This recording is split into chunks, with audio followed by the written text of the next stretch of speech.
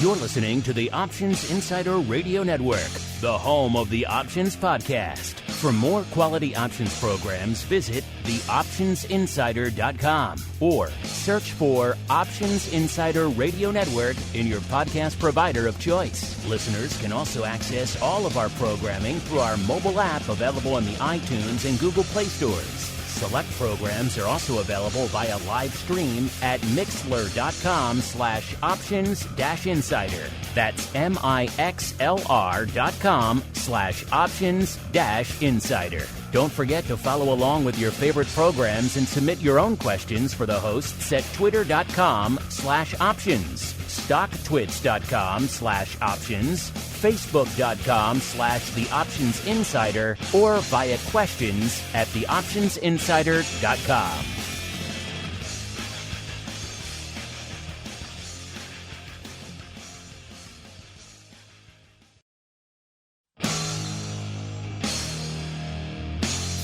And now, it's time for the show that breaks down the options market from unusual activity alerts to market analysis, strategy overviews, listener questions, and much more. If it involves puts and calls, then our all-star panel will break it down. It's time to hit the Option Block with your host, Mark Longo from the Options Insider Media Group, and co-hosts, Uncle Mike TOSAW from St. Charles Wealth Management, along with Mark the Greasy Meatball Sebastian and Andrew the Rock Lobster Giovinazzi from OptionPit.com. And now, get ready to hit the Option Block. All right, everybody. That music means, first off, we're back in the studios here, so you guys get the music again on the live stream as well, which is fun. And of course, we're back to kick off our broadcast week here on the old OB, aka the Option Block. My name is Mark Longo from, of course, the optionsinsider.com, as well as, of course, from the network. Glad to be back from the southern studios. It was nice to get the heck out of Chicago, get the heck out of Illinois. I really haven't left for the better part of the last year and a half. It's my first flight since I do believe it was RMC of 2020, which was, I believe, late February, early March. So pretty much around a year and a half for not even hopping on a plane. So that was all sorts of fun. And, of course, going down to the area that is now the new hotspot of the Delta variant, which is Orlando. So that was all sorts of fun. But nonetheless, we had a good time out there. Glad to see all of you enjoyed. Y'all, of course, had all your on-demand stuff.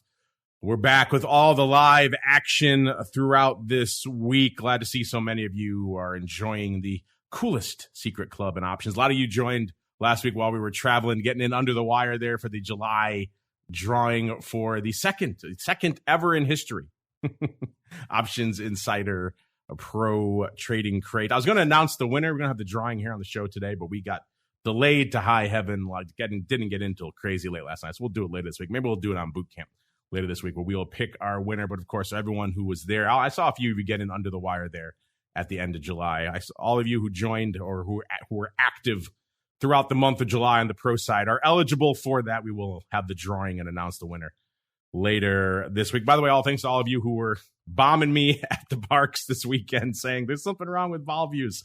Thank you. It was the middle of my ride of Space Mountain where I looked down and said, oh, there is an issue with that. So that's fixed now. Don't worry.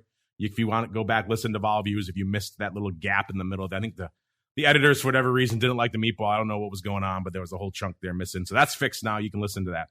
And of course, if you just somehow didn't know what was going on, that will be reposted. Probably as we speak, you will see another one hit the feed that says repost. So that's fresh and clean and all sorts of issues. Sometimes when you travel, these things happen. Sometimes the upload gets corrupted, whatever the case may be. So that's all there now as well. You know what time it is, listeners. It's OB time, which means it is time to kick off our broadcast week. And there's only one way we like to do that around here. It is a name that 80s wrestlers entrance music game. A little bit of a timely one today. I won't say why because I might give a hint, but a timely one nonetheless. Here we go. Can you name this 80s wrestler from his entrance music? Woo!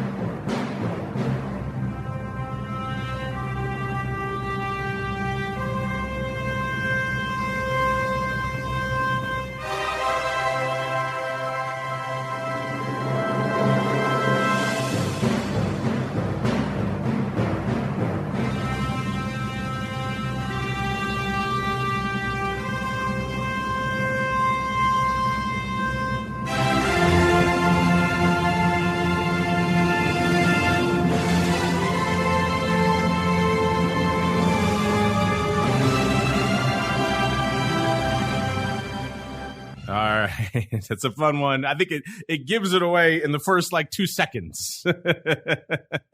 If you don't know it from that, you probably won't know it. This person actually trending today on Twitter, which is a weird one nonetheless. Let's go out now. He is the reigning defending champ of this game. He's also the person who requested it, and I do believe he is champing at the bit right now because I'm pretty sure he probably knows this one. If he doesn't, I'd be very surprised. So let's go out now to Uncle Mike TOSAW from St. Charles Wealth Management. Uncle Mike, A, welcome back to the program, and B, can you name that 80s wrestler, sir? It's the theme music or the entrance music of the jet flying, limousine riding, kiss stealing, wheeling and dealing son of a gun, the nature boy Ric Flair. Woo! Yeah, once you hear the woo, you kind of know what's going on. Apparently he just got released from WWE, which is crazy to think that the guy is, pushing 100 or whatever the hell he is, and he's still somehow actively signed to WWE. I don't think he's doing in-ring stuff. I think he's doing more of the manager / rapscallion thing, whatever the heck it is. But apparently getting released today. So trending on Twitter, it seemed like an auspicious time to have him. We got Mr. Unlimited in the chat saying the Rock Lobster should have gotten this one. Ric Flair is the other one he knows outside of Macho Man. Well, the Rock Lobster is not here. We are joined by the greasiest of meatballs, Mr. Mark Sebastian from OptionPit.com. Mr. Meatball, welcome back to the program. I gotta imagine once you heard the woo, you knew who that was, sir. Yeah, I mean, I knew it as soon as, yes, that was an easy one. And how are things in the land of the South, sir? Rainy. We had a crazy storm yesterday. My family's still getting over what happened with the Cubs over the weekend. Just an all in all, a rough couple of days here in the Sebastian household. I saw quite a few people walking around the parks this weekend with Rizzo shirts and with, let's say, very sad faces. So, yeah, a bit of a Cubs apocalypse going on this week out here, where they decided to say, hey, all those players we had left from the World Series, let's just kick them all to the curb. So, Cubs fans not liking it as we head on into the trading block. It's time to break down the latest topics, trades, and trends in the world of options. It's time for the trading block. And the music, of course, not playing ball with me after we do the wrestling thing. So we'll get that fixed for the next segment as we keep on rolling. You're listening after the fact. It won't sound any different to you, listeners. Coming into today's show, we are seeing a wee bit of green on the yield screen. I say a wee bit because it really isn't a lot. We're seeing the S&P kind of playing the Goldilocks role today, up about 0.15%. The NASDAQ leading the charge again, as it is wont to do, up about 0.4%, and the Dow up about 0.1% to the upside. So, of course, all that means the market's usually taking a bit of a break on the vol side, but coming into today's show, we had the VIX cash getting a little bit of a lift, and it is continuing out there right now. It was at 1875 coming into the show. That was up about 1.5 points, and as of right now, it's up about 19.5. So getting a lot of juice back out here. That puts it up about another 0.75 point. So you're talking about 2.25 points from where it was this time on our last show. So that's a lot of juice to be getting squeezed back into the vol tube. VVIX also getting frothy yet again, back up to that level where, it behooves you to pay attention, aka 120. That puts it up, looks like about 7 points from our last show. Of course, the products that love to erode, like VXX, that had actually gotten back some of its juice as well. That was at a 30.25 coming into the start of the show, puts it up about 0.75 and actually up almost another point from there, up about 31 and change right now. So getting a little bit of vol back on the old screens. And since he didn't get a chance to guess Ric Flair first, we'll go out to the Meatball now, because there's a little bit of juice back in the vol tube today. Mr. Meatball, what's lighting up your tape? What the heck's going on out here in the vol front, sir? Yeah, you should be concerned looking at this market. Month over month, we've got the S&P up really nicely. So since June 25th, the S&P closed then 4280. It's now trading above 4400. In that same period, we've seen the VIX go from about 16, below 16, all the way up to 19.5. So we've got a vol trending with the S&P. that to me is a sign this market is starting to get really nervous about something. I don't know what it is, but it's hard to look at what's going on and want to be fading a bunch of volatility today. There are some positives with everything going on with Square using a stock deal, but as a whole, this market looks really uncomfortable in its close right now. Uncomfortable in its clothes. I like that. You know who's always comfortable in his clothes, though, because he buys them at Dollar General, and they're pretty swanky. He is the uncleest of Mikes. Mr. Uncle Mike, sir, what are your thoughts on this kind of weird day with the markets creeping higher and vol doing the same, sir? Well, a couple things. Just to add to what Mark was saying, we made a push for all-time highs at about 3 a.m. or something like that overnight. We couldn't break through it on the S&P futures. So we did have that. And then since the cash markets opened today, of course, we're back to pretty much break even, quite honestly. I think we're up on the S&P roughly 5 points. And so we had the run up at just before the foreign markets or the European markets opened at like 2:30 in the morning Chicago time, and came down roughly 6 in the morning. We're channeling till about 2 hours ago, had a drop, and now we recovered from the drop an hour ago. So market's not doing the follow through that it needs to continue to make all-time highs. It didn't get it done. And so concern that I have right now is that I don't think there's a lot of reason to be buying bonds personally, or to have like a bond rally at this point. Full disclosure, I am short puts in government treasuries, but that's something that I've just been doing a lot of lately. But the rally that we're having today, I'm not seeing any news to really justify that came out today. So we have that, and sometimes there's a rush to safety before we have some type of a pullback. So I'll be honest, I'm a little bit concerned right now. Don't get me wrong, if we have a 40 or 50 point drop in the S&P, I would look to sell some very far out of the money put spreads most likely. But the things that are concerning me right now are the fact that we are having a rally in the bond market, the fact that we weren't able to follow through with the buyers today, and the fact that Sebastian scared me a little bit too. He's scaring me when we're doing the VIX and the market going the same way. So if anything, I mean, I'm not seeing a major drop in the market coming by any means. Well, let's be honest, I never do. But when you have those things, I always talk about how I'm long-term bullish, short-term cautious. I think now is the time to start looking to be a little bit cautious. Unless we can get a turnaround in today's market pretty quickly, there's really a lot of reasons to be concerned with where we are right now. And Mark's looking at the VIX going up higher with the market going higher. And I'm looking at the fact that we have rising treasuries right now. So that's what I'm looking at.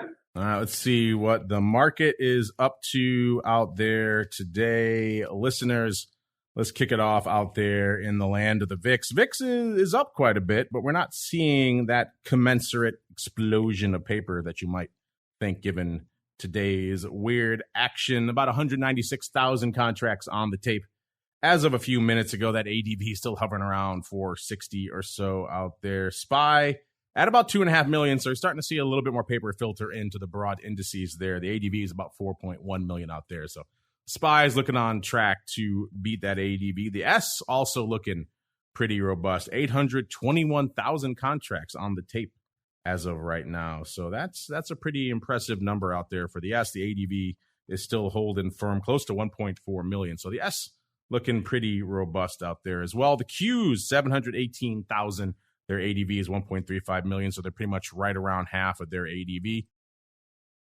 The Qs are used to a day that ends in Y. We got some movement, so this is no big shakes to them. IWM, of course, the small caps out there, 302,000 contracts. Their ADV about 653, so they're on their way to perhaps hitting that as well. Moving on out to the single name land. That's where a lot of the weirdness, a lot of the action has been of late out here. Cost you, let's see, 218,000 contracts to break into the top 10 today. That gets you all the way to the land of the will they, won't they meme stock known as Ford.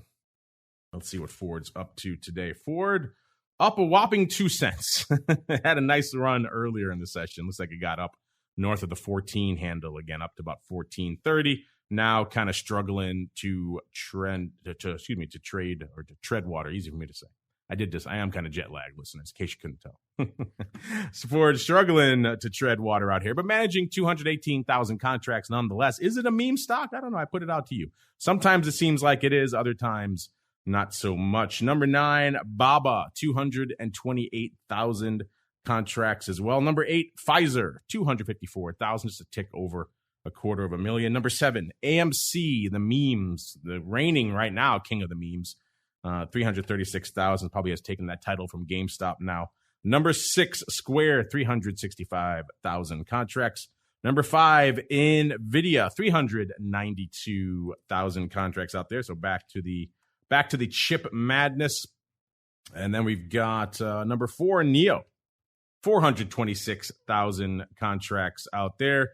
Number 3, I said number 3, the fruit company listeners. That's impressive because it takes a lot to topple them these days. They're kind of looking pretty anemic today. 715,000. That's roughly half of what they've been putting up this time of day of late. So decent numbers nonetheless, but for Apple, not so much. And it only translates into number 3 spot here. Number 2, it's AMD, knocking down its symbol twin there, AMC. 812,000 contracts on the tape today for AMD.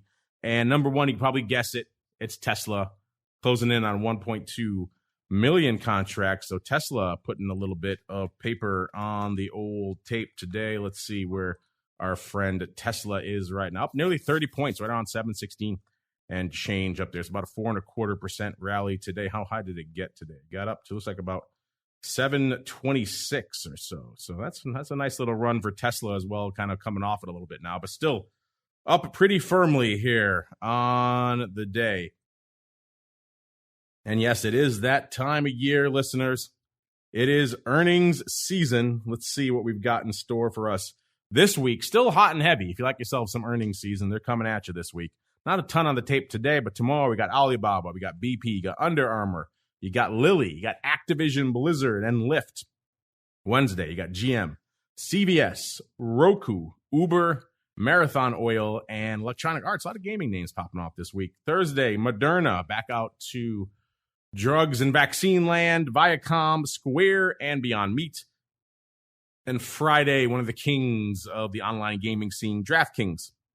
We've got some earnings season, and earnings move results reports for you, hot off the presses right before showtime, listeners. We've got some here popping off here from last week as well. We didn't have a chance to get to here on the show. Let's see. Did we do let's do Ford really quickly because you guys love Ford. Ford is on the 28th after the bell. They're at 13.86 going into their announcement. They were pricing in 4.8%. They delivered 3.8%. So a little bit of a wah-wah for Ford. Of course, again, depends on your frame of reference. If you're holding it a little bit longer, a little bit different story. Facebook, they were on the 28th as well. 373.25 is where they were. They were pricing in 4.5%. They delivered 3.4%. So I'm starting to see that trend kick back in out there. PayPal, same day. 302 was where they were. They were pricing in 4.2%. They delivered 5.1%. So a little bit of outperformance there.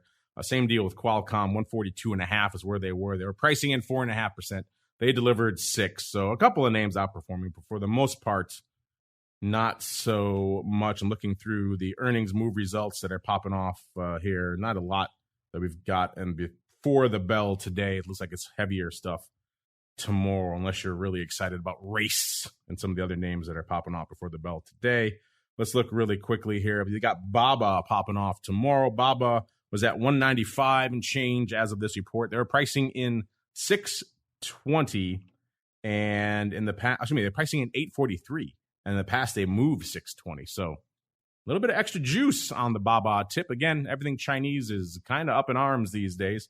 And, of course, they have been popping into our top 10 most actives a lot of late as well. So perhaps some of that extra juice is warranted. We shall see. Lilly on the 3rd before the bell. 243.5 is where they were as of this report. They were pricing in 835. In the past, they moved 709. So there you go. Activision, August 3rd as well, 83.62. They were pricing in 388. In the past, they've moved 386. So not a heck of a lot of wiggle room there. They're coming in exactly in line with previous straddles. Lift, August 3rd, after the bell. 55 and about a third is where they were. They were pricing in 420. In the past, they moved 425. It's like people have seen this movie before or something. CVS on the 4th before the bell. 82 and about a third was where they were as of this report. They were pricing in 273. In the past, they moved 368. So, again, they got the memo out in CVS. EA, Electronic Arts, they're on the 4th after the bell, right around 144 as of this report. They're pricing in about 690. In the past, they've moved 590. So, extra juice on the gaming front. That's intriguing. Wouldn't expect that. Roku, they were a hot name for a while. Very volatile name for a while. Lately, not so much. 428.31, though, that's where they were as of this report. They were pricing in. They're pricing in $37 and about a half dollars, listeners. In the past, they've moved $65.07. My goodness. So they have, I think, to put it mildly, come for this ball quite a bit. That is pretty impressively low, even for all of the names that we've seen squeeze. I'm going to have to look into Roku a little more after this show, see exactly how and why they've beaten this vol, because that is a lot of vol to take off the tape here, listener. Usually you see a few percent here, maybe 10, 15%. This one is cut almost in half. That's pretty aggressive. Uber, 43 and a half. They are popping off on the 4th after the bell. They're pricing in 304. In the past, they've moved 308. That's kind of more of what I expect, not this Volmageddon here in Roku. So that we need to pay attention to that one. Roku, of course, like we said, used to be very volatile. These days, clearly not so much. So it might be worth paying attention to. Moderna, another name a lot of people are paying attention to. They're on the 5th after the bell. 353.60 is where they were as of this report. They're pricing in $20 and a quarter. In the past, they've moved to 16 and about a half. So a lot more vol priced into Moderna. Kind of hard to argue that it isn't warranted given the headlines, what's going on with Delta. Do we need a booster? All these other things going on out there. Vaccine rates starting to tick up again. People getting vaccinated. So a lot of juice in them, our hills. Not surprising. Maybe they would put a little bit extra juice in there. And they're doing exactly that in Moderna. Let's go a couple more here. Let's go to Beyond here. They're on the 5th after the bell. 122.70 is where they were. They were pricing in $11.32. Get this, listeners. In the past, they've moved $20. So this one almost cut in half as well. Wow. They're taking a lot of blood out of that stone. So, we thought coming into this cycle, they had squeezed most of the blood out of these names. Apparently, we were wrong, at least when it comes to Roku and Beyond Meat. They had a lot more juice to squeeze out of them. Is that the right way to play it? I guess we shall find out, listeners, as we keep on rolling into our next segment. It is time for the Odd Block. It's time to break down the most interesting, unusual, and downright questionable options activity that's been identified by theoptionsinsider.com. It's time for the Odd Block.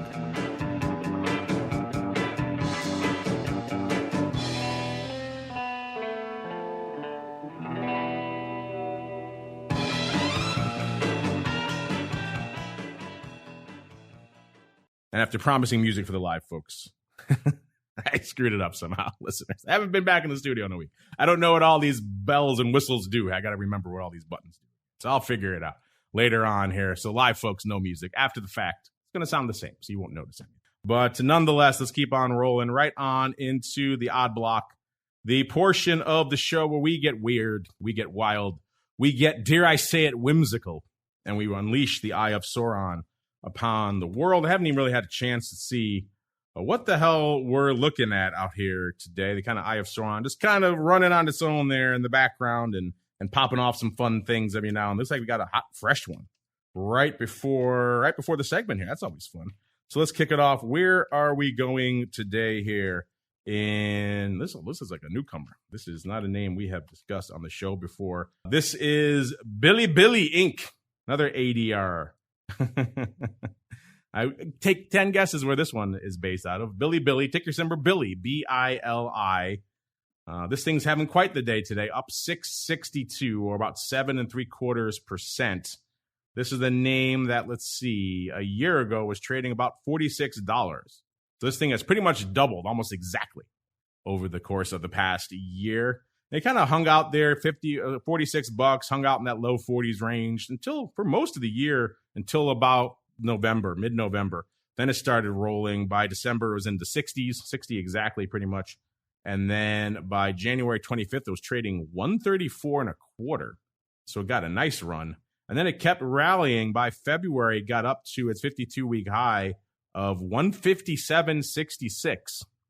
So it had a nice run there. And then it's kind of been a choppy path downward kind of ever since. Fits and starts. Seem like some folks try to prop it up, but it doesn't really last. And it kind of, the sell-off continues.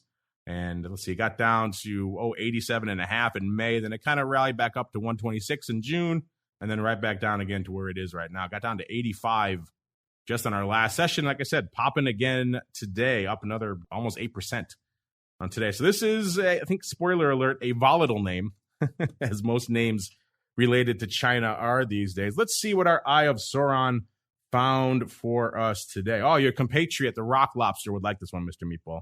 This looks like it's a pretty sizable line in the sand put. In fact, this is probably one of the more sizable single name prints that are going up out there today. It looks like it's the weeklies expiring on the 13th.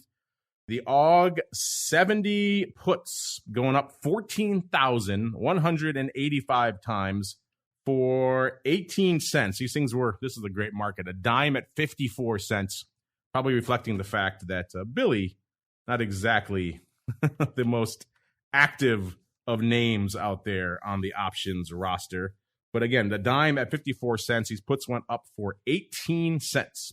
They actually got a little bit of a better price there than they may have expected. Let's see, what is the ADV out here in good old BILI? The ADV, actually a little more than you might expect, 22,000. So again, 14,000 is a lot no matter what your ADV is, but 22,000 is a little more than I was thinking out here. Let's see, that vol is about an 89%. So that is still a pretty hefty vol. So, Mr. Meatball, we're kicking it off the old-fashioned way here with a pretty aggressive line in the sand here. Well, not that aggressive, really. 22 handles, but a decent vol level nonetheless. Getting 18 cents, 14,185 times. What are your thoughts on this, shall we say, interesting and sizable line in the sand in everyone's favorite ADR, BILI? Yeah, this one actually popped up to me. I was a little surprised. Not a ton of premium for how expensive the stock is, but yeah, it's definitely appears to be a line in the sand type of trade. This is not one that I've seen a bunch either, but clearly someone wants to buy it for $70 if it gets there. I mean, I think I'd like to see them collect a little bit more primo than 18 cents. I just don't, I think there are better ways to do it. Go out a little further, collect a little more. Now, the stock has earnings after the bell tomorrow. So, I mean, I like I said, just go out and do more and get some more premium out of those. If you're going to go after earnings, why not go to regular August or September and get some real juice? So, no, I don't like it. I had a feeling that low bit of premium would come across your radar. Go forth, son, and do more is your admonition to this folks. Well, we'll keep an eye on this one. We'll see how well he does. You only got a couple of weeks to wait. And like you said, tomorrow is earnings, so we might know more after tomorrow how much of that 18 cents he's actually keeping out there. Let's move on out to a lot of newcomers popping on our radar today. I always kind of like that. That shows you we're in a kind of weird time in the markets where weird little names are popping up with some interesting trades and or size. Moving out now to the financial realm. This is Truist Financial Corp, ticker symbol TFC, trading right now $54.33, off about, a tenth of a point out there. It's not a huge move for them today. This is just a bank holding company based out of Charlotte. And let's see, a year ago, they were trading a little bit south of where they are right now. They were trading 37.75 or so. So they've had a nice little pop, not quite 50%, but pretty close to it over the course of this past year. And then they kind of have slowly made their way up. They got up to $49 on November 10th, and they kind of hovered there for a while. Got up to close to where they are right now, about 52 back in January, and then they kind of gave it up back to 48. Then they rallied again in February up to 60. They got up as high as about 62 and change. And they kind of hovered in that 60 to 62 range for a while, all the way through to May expiration into June. They're still trading $60 into early June. Then they kind of gave it up by June 18th, trading $52 again. They've kind of been hovering around this level ever since. So it's been a good year for them, but not quite at the lofty highs that they were at even a month ago or so out there. So interesting stuff here in Truist Financial Corp. Let's see what our eye of Sauron. Again, it's another one coming in hot and heavy right as we're doing the show here. So let's see. Let's analyze it live together, listeners. These are looks like a little bit of longer term override here. We got the Jan 62 halves, which is a level, again, almost exactly the 52-week high. So you got to imagine whoever sold these probably looking at the same chart and saying, I'll let it go at those levels. Getting a buck for it, though. They sold 5,000 of the Jan 62 halves. So they're going out a little bit, obviously. But getting a buck for it, hitting the bid. They were actually surprisingly tight for a call in January on a name that isn't super liquid. They were a buck at $1.20. That's not terrible for this kind of market. And they were able to hit the bid and get 5,000 done. So that says something. The stock was pretty much right exactly where it is right now. About a 25.5 vol on this bad boy. And there are, of course, earnings between now and January expiration. The next announcement for this name is in October. So, Mr. Meatball, what are your thoughts on this? A little bit longer term call right here, getting a little bit more juice for it, and selling it pretty much at the 52-week high and getting about a 25 vol for it. What are your thoughts here on this upside call sale in everyone's favorite name, Truist Financial Corp? Well, I don't know a lot about Truist, but I like the play. We're at a near high, and you're taking money and collecting premium. It's the type of strategy that makes a lot of sense to me. I'm on board with this as someone who's likely long, looking to collect some premium and or get out of the stock at highs. And that 25 vol is not terrible either. Yeah, I don't hate this one either. We'll put us in our little bit longer term to be watched category and see how things fare here. But a decent level to get out of the stock, a decent amount of premium, decent vol. I can't really ask for much more on the covered call front. If you're tired of all this premium selling and you want a little bit of the old hardcore through the offer premium buy-in, we got one for you here. Going out to News Corp, the Class A, ticker symbol NWSA, NWSA, not NWO. Come on, don't get excited. Trading $24.84 right now. Nice little pop, nearly a full percent today, about 22 cents. On the year, they've had a decent year as well, up nearly 100%, about 91%. Let's see. They were trading exactly $13 a year ago. Kind of languished in that realm for quite a while until November. Then they started trending into the mid to high teens. Got up to $18 and change in December. Hovered there for a while. By February, they got into the 20s and rallied to $23.79. And then they kind of paused for a bit. Then they took off again in March up to their 52-week high of almost $28, $27.96. That was on March 19th. And they kind of bounced around in that range for a while, but trending lower, and then kind of trending back down to where we find ourselves right now, right around 24 and change in August. So a whole lot of excitement in the first half of the year, then kind of trending around these levels for the latter portion of the year. You might think that's a recipe for a nice premium sale, maybe to the upside like we just saw, but no, someone's coming in and saying, you know what? This thing is poised to move. It is poised to pop.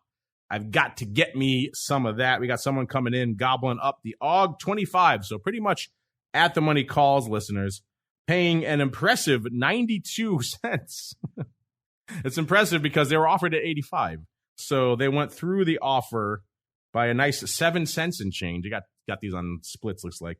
And they paid a 42 vol for these.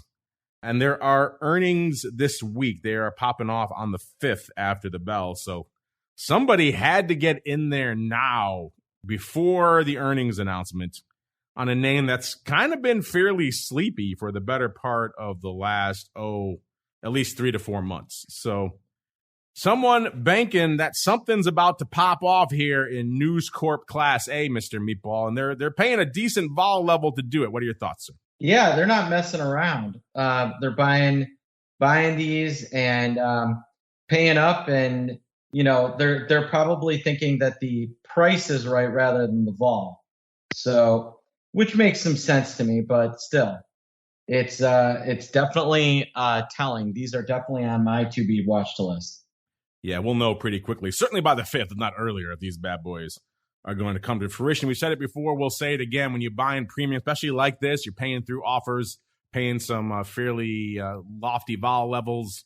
You need stuff to happen. You need it to happen pretty quickly. So we'll know pretty quickly whether this fellow or lady is on the right side of the trend. As we keep on rolling, it is Monday, listeners. It is time to unleash the wooiest of woo lovers. It is time for the strategy block. It's time to dispense options, wit, wisdom, and education. It's time for the Strategy Block. All right, I got distracted by our chat talking about 13-time champion Ric Flair. Is he only 13? I guess he was. I think who's got the most belts now? Is it, what is it, Cena? He just came back, right? He's probably got a bazillion. So maybe it's him. Let's go on out now to the unklest of Mikes. He's probably wearing his Ric Flair robe as we speak. Mr. Uncle Mike, sir, first off, woo to you. And then B, what do you have in store for us while I try to figure out what's going on with our music, sir? Well, hey, you may not like it, but you better learn to love it because it's the best thing going today. And you know what? I'm the man. And if you want to be the man, you got to beat the man. So you got me all fired up on all my Ric Flair isms for today. But what I want to talk about today on the strategy block is what are some techniques you can use in the option trading realm to where if you are a little bit nervous about the current market, but you still don't want to change your overall sentiment. And that's something that I kind of identify with today just because of the fact that I have some concerns about what's happening in the marketplace. But my overall sentiment is that I am still bullish. I've said a trillion times on this show, I'm convinced I'm long-term bullish, short-term cautious. And so right now, some things that I don't really like to do in markets like this. If we are at a point to where, and by this, I'm talking about today, I don't like selling put spreads right now to where we're at all-time highs or close to all-time highs. And we're still technically positive on the day. I'm waiting for a pullback of probably around 1%, 1 to 2%, and a little bit more of a pop in volatility before I would consider selling a put spread at this stage. And the reason is that I don't like doing that unless conditions can warrant it. So in other words, the time with which I like to sell put spreads or puts or just short puts for that matter, if I'm looking to do this on non-levered individual stocks, would be when we have a dip in the market and volatility is higher. When that's the case, then you have the advantage or you have the ability to use the market conditions to your advantage and that volatility is higher.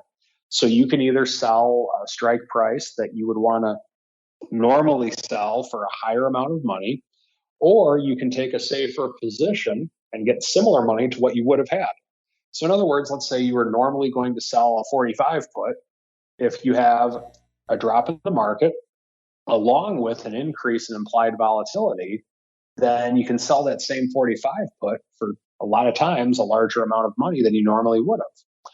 Or you have the other choice with which you can get the same amount of money for the 42 half put, the 40 put, whatever way you want to look at it, but you'll have it at a lower strike price, ultimately taking on less risk. In this type of market, that's not the condition.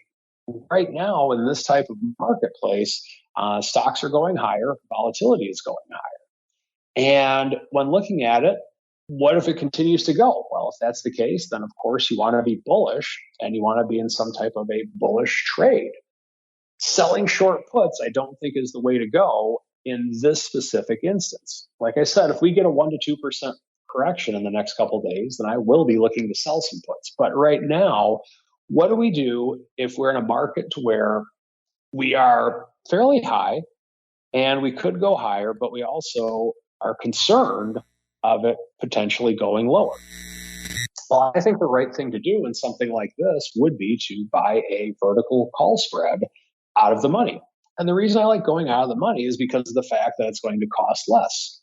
It costs less because of the fact that you're selling an option against the long option that you're buying.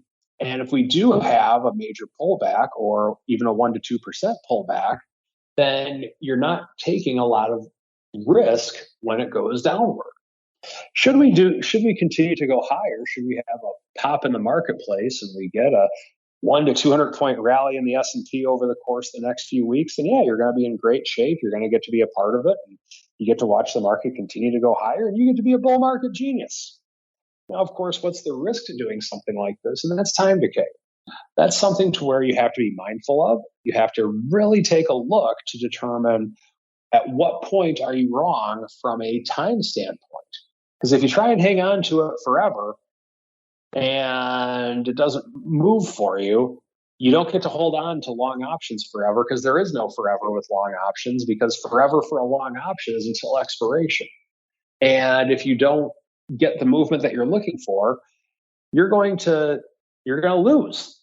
And so what I like to do in situations like this is, yes, I have the long call spread at this stage and it's out of the money, but there's ways with which you can still generate premium to try and finance it. Let's say we do have a big run up today. Well, I can sell a further out of the money call spread, creating a butterfly perhaps, or something even further out of the money, creating a bullish old school condor, I guess, or a bullish long condor, whatever you want to call that. I would have that ability to do if we did have a run up. Or I could actually close out the position for a little bit of a profit. So you have choices with this. The main thing that I really want to emphasize is that when we do have a run up in the marketplace and there's reasons to believe that we could be heading for a pullback, selling a short put is probably not the ideal situation or not the ideal strategy to do. Now, if you're doing wheel trades where you're going month in, month out, no matter what on a stock, that's one thing. It's still not ideal, but that's one thing.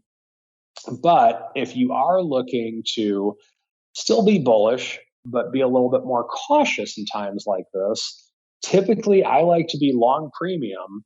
And if volatility is higher or closer to the 20 level, which is, I believe, is higher for my opinion of it right now, then I like being in a long vertical. And that is the strategy block, first one of August. And that is going to be the music, because I fixed it in the interim. So here we go, a little bit of your mail block.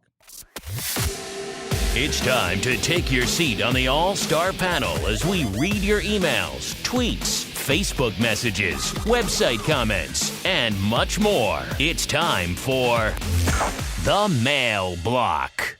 All right, everybody, let's get some of you folks out here on the show. Let's start with all the crazies in the secret club here. Let's go to Alan. Alan says, "Welcome back, Mark. How was the House of Mouse? What was your favorite ride?" Well, the House of Mouse was good. A little crowded this time of year, and you may have heard some other stuff popping off down there, which is not so bueno at the end of the day. But we managed to have fun.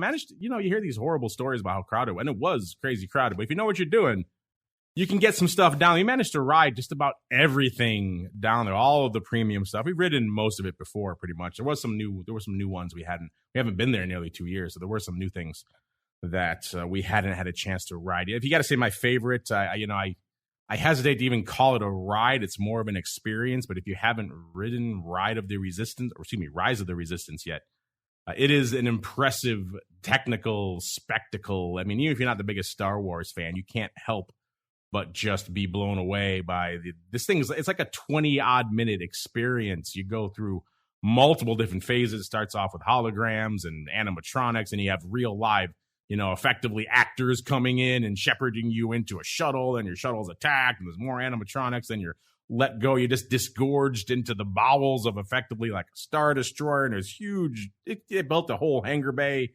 for, your Death Star / Star Destroyer. There's huge ships flying by, tons of animatronic stormtroopers there. Then you're broken out of prison and you're on a ride and things are blasting in space and there's lightsabers and force and AT-ATs. You drive by AT-ATs. So, I mean, if you're at all even remotely intrigued by anything Star Wars, or just you like just an amazing ride, that is definitely the one I'd recommend. With caveat, though, that it's so popular, you still can't just go and get on it. You have to reserve it before effectively the park even opens. You have to get up like 7 a.m. to reserve it on the app.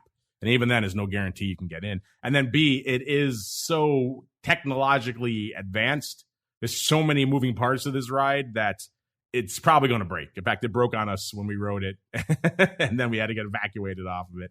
And then we went back to ride it again. So we actually rode it twice, and it was parts of it were still broken then. So if even a big, conglomerate like Disney can't keep this thing up and running all the time, that shows how just advanced it is. But if you can go ride it down there in the Disney, you got to be committed. You got to get up early. You got to fire up the app. It's a process. But if you want something that's going to justify your trip down there to the mad Delta variant land known as Orlando, the second behind it, I would say, would be the Flights of Passage for Avatar. It's just an amazing. If you haven't done anything like that, it's the most immersive kind of 3D thing you're ever going to experience. That's really pretty cool, too. So those are back-to-back. Of course, that one also has got about at least a 2-hour wait all the time under this very dark and hot mountain you have to wait. It's not exactly the best wait, so you got to really want it for that one, too. And unfortunately, there's no Fast Pass right now because that would be convenient, and why would they have that? But I could go on and on about all things Disney for a while here. Let's go on out to next one. This comes from Barrel Eye. This has been hanging out for a while. He wants to know, would you rather set up a time spread in a contango or a backwardation IV environment? Mr. Meatball, we'll go to you first. Or what are your thoughts on your favorite time spread setups, contango or backwards IV? That's a good question. It really depends on what you're trying to accomplish. If your goal is to kind of do it in the VIX itself, then those time spreads can really pay off when we're backward. But if you're thinking like regular bullish calendars, then generally speaking, you will want to set those up when we're in a contangoed environment. That's kind of because you're really hoping for volatility to kind of creep up, not blow higher. And when we're in backwardation, that's volatility blowing higher. And that means you're probably going to run into some gamma issues with your time spread. And so, yeah, that would be my answer. Mr. Uncle Mike, I know you like an occasional diagonal or two. What are your thoughts here? Contango or backwardation for your vol when you're putting on ye old time spread, sir? Well, to add to what Mark is saying, with the contango into the backwardation, you do want vol to creep up a little bit because let's just say in theory you're buying a longer term option, selling a shorter term option in the time spread, and then if all of a sudden you get a big move, let's say you're buying an out of the money put spread, and the market goes down super quick, and by doing that, you get vol coming up super quick. Well, the problem is going to be is that the short option is going to work against you way faster than what you would have liked. It's ultimately gamma versus theta whenever you're trying to do something like that. Good versus evil. You have like the angel on one shoulder and the devil on the other shoulder, like in the cartoons. And then when, depending on if you're long or short, which one the angel or the devil is. But ultimately, if gamma helps that short put too much or hurts the short put too much, then you're ultimately going to not get what you wanted to accomplish out of the trade. So ultimately, you definitely want a shorter or a not so big move in volatility when doing something like that. And then to add what you were saying about Orlando, I remember the last time I was in Orlando, there's like a food truck area there where we went off and got some amazing, well-priced eats. It's probably one of the few well-priced things in the whole city of Orlando, but there was like a little carnival thing across the street from the food truck area. And there was a ride there that I'll never forget as long as I live. It was the greatest ride name I've ever seen in my life. I didn't go on it, but the name of the ride was the Vomitron. How can you not love a ride like that? So that was my highlight of Orlando and the best ride name that there actually was. Leave it to Uncle Mike to go to the land of extremely expensive and just laboriously constructed, over the top, over engineered rides, and he goes to the Vomitron by the food trucks. That's the Uncle Mike experience in a nutshell. Here we've got Nichols popping in the chat. So sorry I'm late. What did I miss? Well, you missed pretty much the whole show, Nichols. So go check it out on demand. It should be available shortly as we keep on rolling around the block. It's time to tell you what we'll be watching on our trading screens until the next episode. It's time for Around the Block. All right, everybody, you know what time it is. Time to go around the block, see what we're keeping an eye on. There's a lot to keep an eye on here as we're bringing things to a close. Markets are kind of easing into the red a little bit. Dow is red, S&P flirting with it, and the NASDAQ giving up some of its gains. They're still up, but not up as much as it was there at the start of the show. And we've got VIX still hanging out right around that 19.5 level it was when we pretty much kicked off the show. So intriguing things afoot. The market's looking like it's telling us maybe some caution maybe in store for the next few sessions. Let's go on the horn. Let's go to Uncle Mike, he of the Vomitron fame. We might have to have a title for our show there. Something around the Vomitron. It's just too good. You're right. All right, Mr. Uncle Mike, wooing and vomiting as you were on the Vomitron. What are you keeping an eye on until our next show on Thursday? I'm just hoping that the market makes me woo and not go and Vomitron and not Vomitron. So that's the hope for it. So watching to see if we do have a little bit of a pullback in the marketplace. 44.29, I believe, is the all-time high in the SPX. And so we're probably about 35 points below that right now. So seeing where we're at with it. So we're 1% below the all-time highs at this point in time. Seeing to where the movement takes us, and then continue to keep my eye on the 10-year in that I think it's moving up a little bit too fast. So seeing where we can go with that. And if we do all of a sudden have a sharp sell-off in the 10-year, as we did a few months ago, then I think it's going to be pretty interesting to see if we can get some movement in the market for the next leg up. But we'll see. I'm looking at the relationship between the treasuries as well as the SPX. All right. And Mr. Meatball, I know you're keeping a firm glance on all things vol right now. What are you really drilling in on until our next show? Yeah, this market looks like it wants to Vomitron, doesn't it? The way it's moving. We were up at 23 on the open. We're now flat. The Dow is flat. VIX is really bid. VVIX getting bid. VIX futures are flying. It's hard to look at this market and feel super confident. We do have non-farms coming up. We got ADP on Wednesday. We got lots of earnings. But I don't know, man. This market does not look like it's in a happy place right now. No, it does not. But if you're listening, listeners, you'll be in a happy place. So we got more content coming at you in about exactly an hour. Looks like we're going to have a double dose of guests joining me on the Crypto Rundown. So that should be fun. Stay tuned for that if you're listening live. As you can tell, we have to rejigger a few things here in the studio. There's too many bells and whistles here. I got to figure out all these things and do again. It's been a little bit.